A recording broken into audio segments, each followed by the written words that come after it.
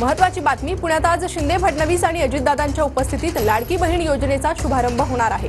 लाडकी बहीणच्या कार्यक्रम पत्रिकेत शरद पवारांचंही नाव आहे, तर आधीच्या पत्रिकेत शरद पवारांचं नाव नव्हतं, मात्र आता पवारांच्या नावाचा समावेश करण्यात आलाय। तर बालेवाडीच्या शिवछत्रपती क्रीडा संकुलात या कार्यक्रमाचं आयोजन करण्यात आलंय। राज्यातील 15,000हून अधिक लाभार्थी कार्यक्रमाला हजेरी लावतील।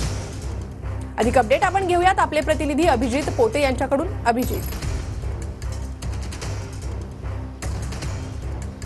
प्रणिता, मुख्यमंत्री माझी लाडकी बहीण योजनेचा जो शुभारंभ आहे तो आज पुण्यात शिवछत्रपती क्रीडा संकुलात पार पडत आहे। खरं तर 15,000 महिला या कार्यक्रमाला राज्यभरातून उपस्थित असणार आहेत आणि मुख्यमंत्री एकनाथ शिंदे, राज्याचे दोन्ही उपमुख्यमंत्री, मंत्रिमंडळातील अनेक मंत्री आणि खासदार, आमदार हे सगळे या बालेवाडी क्रीडा संकुलात उपस्थित राहणार आहेत। तत्पूर्वी पुणे शहरात या सगळ्या कार्यक्रमाची बॅनरबाजी जी आहे ती सरकारकडून खरं तर प्रणिता करण्यात आलेली आहे।